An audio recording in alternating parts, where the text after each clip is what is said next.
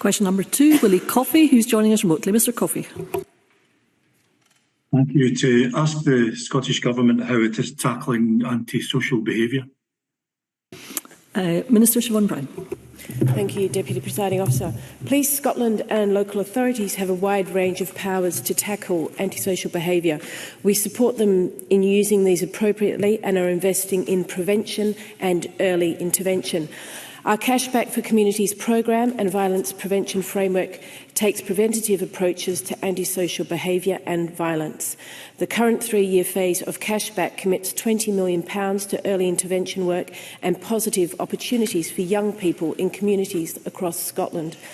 Our independent expert working group on antisocial behaviour is examining our strategic approach to antisocial behaviour and considering how we can improve, and the group will report in late 2024. Willie Coffey.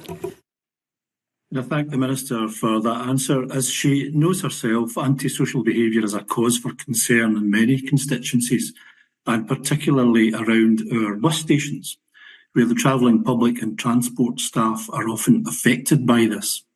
Is there any further progress possible to address this, for example, by removing the bus passes from persistent offenders if this is shown to be a cause, or indeed to deploy dispersal orders that I understand are being used elsewhere in Scotland to ensure that our bus stations are safe and welcoming for everyone? Minister. Thank you, and I thank the member for raising this issue. And he will be aware that the vast majority of young people travelling by bus do behave appropriately.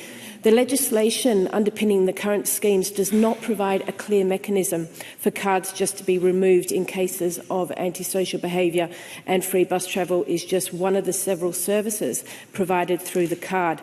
Transport Scotland are continuing to explore what deterrents and sanctions may be possible and appropriate in these cases, and the member should note that the Antisocial Behaviour Scotland Act 2004 already provides a wide range of measures for dealing with all antisocial behaviour, including dispersal orders, which can be considered by the police in consultation with the local authority on an individual or temporary basis. A supplementary, Craig Hoy.